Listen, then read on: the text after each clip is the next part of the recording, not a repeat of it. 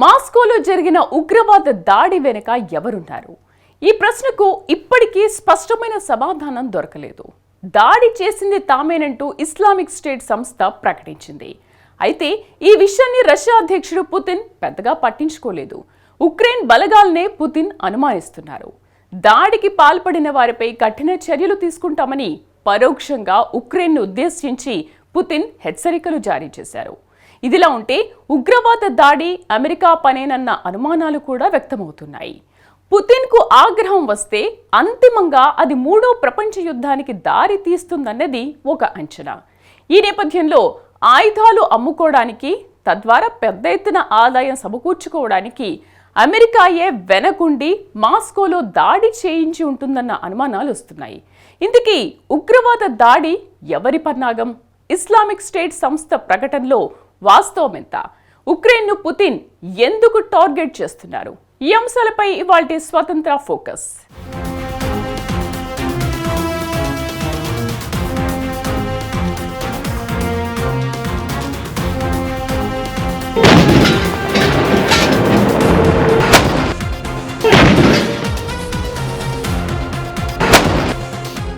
Moscow ఉగ్రదాడి చేసింది తామేనని Islamic state సంస్థ ప్రకటించింది.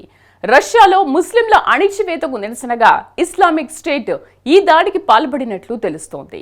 రష్యా ముస్లింల మతపరమైన విషయాల్లో కూడా పుతిన్ సర్కార్ ఇటీవల జోక్యం చేసుకుంటుందన్న వార్తలు వినిపిస్తున్నాయి. క్రిమియా మసీదులో శుక్రవారం జరిగే సామూహిక నమాజ్పై కూడా పుతిన్ ప్రభుత్వం ఆంక్షలు విధించినట్లు మానవ హక్కుల సంఘాలు ఆరోపిస్తున్నాయి. ఇదిలా ఉంటే ఉగ్రవాద దాడి జరగబోతోందంటూ కొన్ని రోజుల ముందు రష్యా సర్కార్ను అమెరికా హెచ్చరించింది. అయితే అమెరికా హెచ్చరికను రష్యా లైట్ తీసుకుంది. అంతిమంగా రష్యా భారీ మూల్యం చెల్లించింది.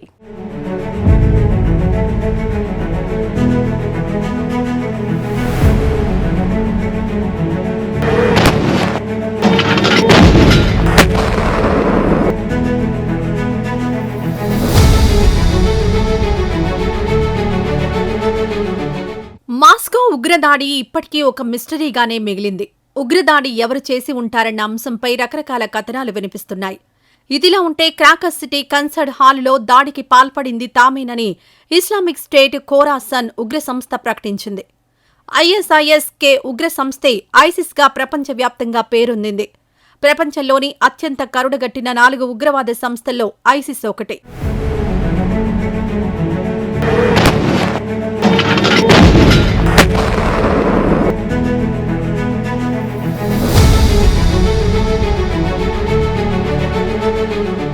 వాస్తవానికి ఆఫ్ఘనిస్తాన్ను కార్యక్షేత్రంగా చేసుకుని ఐసిస్ ఉగ్రవాద సంస్థ పనిచేస్తుంది. ఈ సంస్థ 2015లో ఆవిర్భవించింది. పాకిస్తాన్ తాలిబాన్ నుంచి అసంతృప్తికి గురైన కొంతమంది ఉగ్రవాదులు ఇస్లామిక్ స్టేట్ ఖోరాసన్ పేరుతో వేరు కుంపటి ఏర్పాటు చేసుకున్నారు. ఆఫ్ఘనిస్తాన్ భద్రతా దళాలపై, అలాగే అక్కడి మైనారిటీ వర్గాలపై వరుస దాడులు చేయడం మొదలుపెట్టింది ఐసిస్. ప్రధానంగా ఇరాక్, సిరియాల్లోని ఇస్లామిక్ స్టేట్ కేంద్ర నాయకత్వం నుంచి ఐసిస్కు నిధులు అందుతాయి.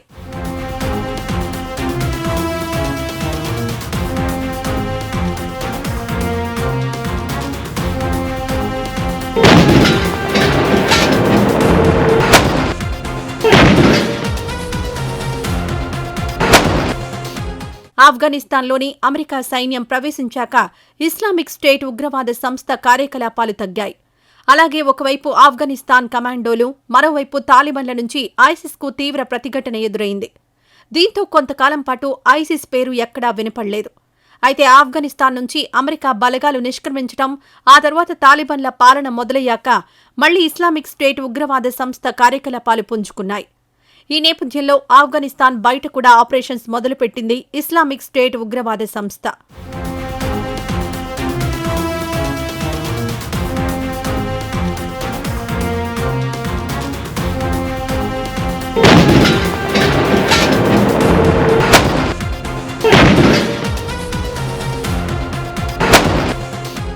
అయితే ఐసిస్కు రష్యాపై ఉగ్రదాడి జరపాల్సిన అవసరం ఏముందన్న ప్రశ్న తెరమీదకొచ్చింది.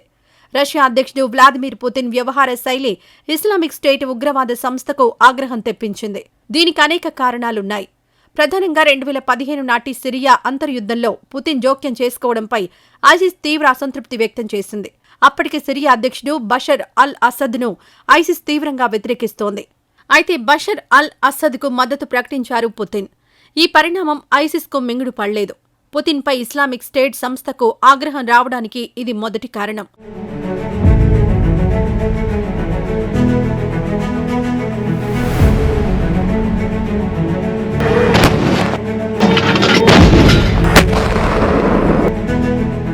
కాగా ఉక్రెయిన్ యుద్ధం నేపథ్యంలో రష్యాపై పశ్చిమ దేశాలు ఆంక్షలు విధించిన సంగతి తెలిసిందే.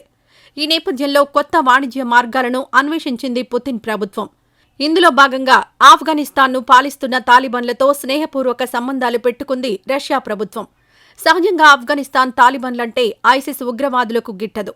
ఇది కూడా పుతిన్పై ఇస్లామిక్ సంస్థ ఆగ్రహానికి కారణమైంది.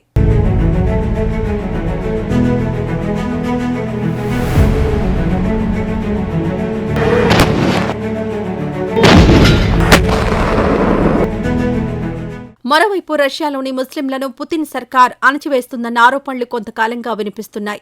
ప్రధానంగా విద్య, వైద్య రంగాల్లో రష్యాలోని ముస్లింలు అణచివేతకు గురవుతున్నారంటూ మానవ హక్కుల సంస్థలు కూడా కొన్నేళ్లుగా ఆరోపిస్తున్నాయి. రష్యా వ్యాప్తంగా 2 కోట్ల మంది ముస్లింలుంటారు. ముస్లింల మతపరమైన అంశాల్లో కూడా పుతిన్ సర్కార్ జోక్యం చేసుకుంటుందన్న ఆరోపణలొచ్చాయి. క్రిమియా మసీదుల్లో శుక్రవారం జరిగే సామూహిక నమాజ్కు కూడా భద్రతా బలగాలు ఆటంకాలు కలిగిస్తున్నారన్న ఆరోపణలు కూడా ఉన్నాయి. అంతేకాదు నిర్దేశిత ప్రాంతాల్లో మినహా మరెక్కడైనా నమాజ్ చేయడాన్ని నేరంగా పరిగణిస్తూ పుతిన్ సర్కార్ కొంతకాలం కిందట ఓ చట్టం కూడా చేసింది. అలాగే ముస్లిం మహిళల హిజాబ్పై కూడా ఆంక్షలు పెట్టింది.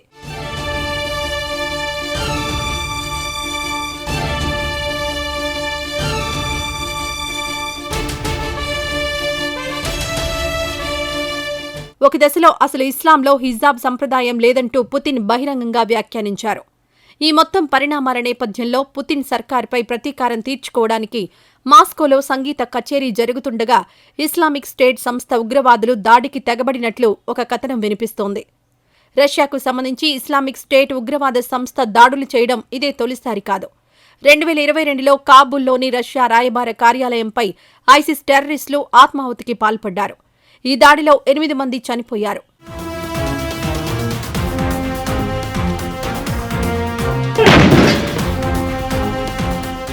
ఇదిలా ఉంటే ఉగ్రవాద దాడి జరగబోతోందని రష్యాను అమెరికా కొన్ని రోజుల కిందట హెచ్చరించిన విషయం కూడా వెలుగులోకొచ్చింది. సహజంగా రష్యాకు, అమెరికాకు పడదు. ఉక్రెయిన్ విషయంలో అమెరికా మాటను కూడా రష్యా పెడచెవిన పెట్టింది. ఉక్రెయిన్పై సైనిక చర్య మొదలుపెట్టింది. అంతేకాదు ఉక్రెయిన్ విషయంలో ఎవరైనా జోక్యం చేసుకుంటే తీవ్ర పరిణామాలు సంభవిస్తాయని పరోక్షంగా అమెరికాను ఉద్దేశించి రష్యా అధినేత పుతిన్ హెచ్చరించారు. దీంతో రష్యాపై ఆంక్షలు విధించడం మినహా అమెరికా ఏమీ చేయలేకపోయింది. 2 దేశాల మధ్య వైరం ఈ స్థాయిలో ఉన్నప్పటికీ ఉగ్రవాద దాడి జరగబోతోందని రష్యా సర్కార్ను అమెరికా హెచ్చరించింది.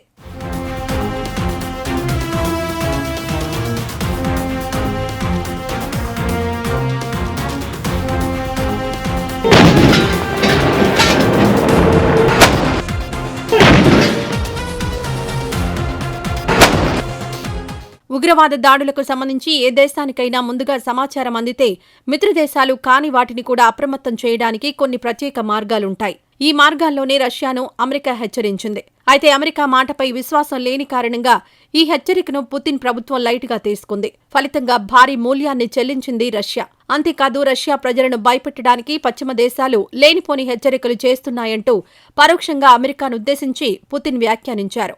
ఉగ్రవాద దాడి జరగడానికి ముందు నిఘా వర్గాల సమావేశంలో పుతిన్ ఈ కామెంట్స్ చేయడం విశేషం.